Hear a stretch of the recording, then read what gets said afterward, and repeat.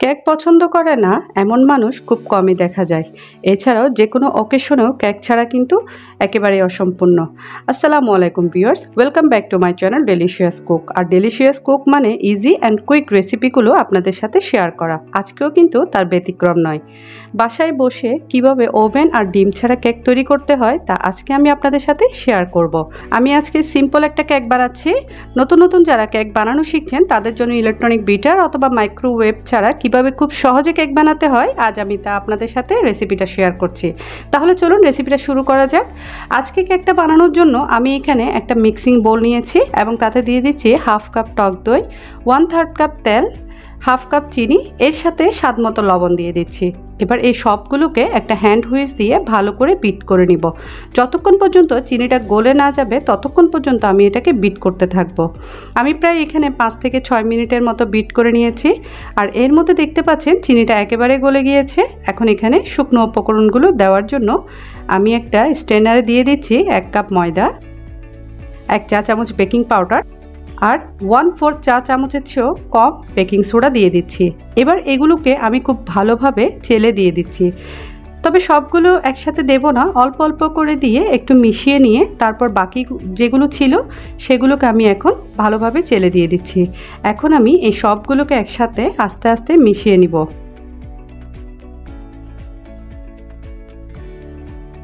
এ পর্যায়ে দেখতে পাচ্ছেন আমার কেকের ব্যাটারটা এইরকম একটু ঘন হয়েছে। এখন আমি এর মধ্যে অল্প অল্প করে দুধ দিয়ে পারফেক্ট একটা ব্যাটার তৈরি করে নিব। তবে আমার এখানে প্রায় হাফ কাপের মতো দুধ অ্যাড করা হয়েছে, তবে আপনাদের ক্ষেত্রে একটু কম বেশি লাগতে পারে। এই ব্যাটারটা এখন একদমই পারফেক্ট হয়েছে। এখানে দিয়ে দিচ্ছি 1 চা চামচ পরিমাণ ভ্যানিলা এসেন্স। তবে আপনারা চাইলে এখানে ভ্যানিলার পরিবর্তে যে কোনো এসেন্স অথবা ফ্লেভার ইউজ করতে পারেন। তো এখানে সবগুলো ইনগ্রেডিয়েন্টস দেওয়া হয়ে গিয়েছে আর হাতে একটু সময় নিয়ে এগুলোকে খুব ভালোভাবে বিট করে নিতে হবে। তো এই পর্যায়ে দেখতে পাচ্ছেন আমার কেকের ব্যাটারের কনসিস্টেন্সিটা কীরকম হয়েছে তা আমি আপনাদেরকে একটু দেখিয়ে দিলাম।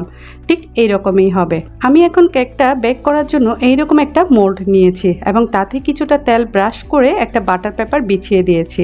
তারপর কেকের উপরের অংশটা একটু আকর্ষণীয় করার জন্য আমি কিছুটা বাদাম কুচি এখানে সাজিয়ে দিচ্ছি। এরপর আমরা যে কেকের ব্যাটারটা রেডি করেছিলাম তা এখন সম্পূর্ণটাই এভাবে দিয়ে দিব।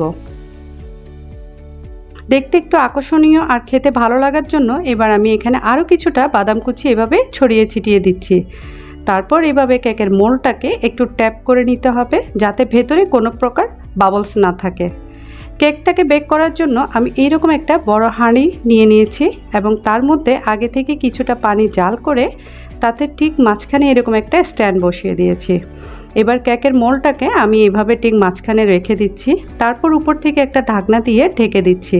আর ঢাকনাতে যে ছিদ্রটা আছে তা আমি এরকম ছোট একটা কাগজ দিয়ে ছিদ্রটা বন্ধ করে দিচ্ছি যাতে ভেতর থেকে কোনো বাতাস যেন বের হয়ে আসতে না পারে। এতে করে কেকটা খুব সুন্দর করে বেক হয়ে যাবে। আর কেকটা বেক হতে আমার প্রায় 45 মিনিটের মতো সময় লেগেছে। তবে পুরোটা সময় জুড়ে চুলার আঁচ কিন্তু একেবারে লোতেই ছিল। এই তো 45 মিনিট পরে ফিরে এসে আমি কেকটাকে চুলা থেকে নামিয়ে ঠান্ডা করে নিয়েছি। এখন একটা নাইফের সাহায্যে কেকের চারপাশটা একটু ছাড়িয়ে নিচ্ছি। এবার একটা প্লেটে আমি কেকটাকে ডিমোল্ড করে নিচ্ছি।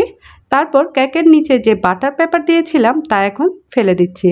দেখতে পাচ্ছেন কেকের নিচের দিকে একটু পুড়ে যায়নি আর খুব সুন্দরভাবে কেকটা বেক করা হয়ে গিয়েছে। আমি এখন আপনাদেরকে একটু কেটে দেখাচ্ছি যে এর ভিতরটা কতটা সফট হয়েছে। দেখতেও মাশাআল্লাহ অনেক সুন্দর হয়েছে আর খেতেও অনেক বেশি ইয়াম্মি হয়েছে। আর যারা নতুন কেক বানাতে চাচ্ছেন তারা যদি এই পদ্ধতিগুলো ফলো করেন তাহলে একদম পারফেক্ট একটা কেক বানাতে পারবেন। তাই আপনারা বাসায় অবশ্যই ট্রাই করবেন। কেমন হয়েছে তা আমাকে কমেন্ট বক্সে জানাবেন। আর আশা করছি আমার আজকের ভিডিওটি আপনাদের কাছে ভালো লেগেছে।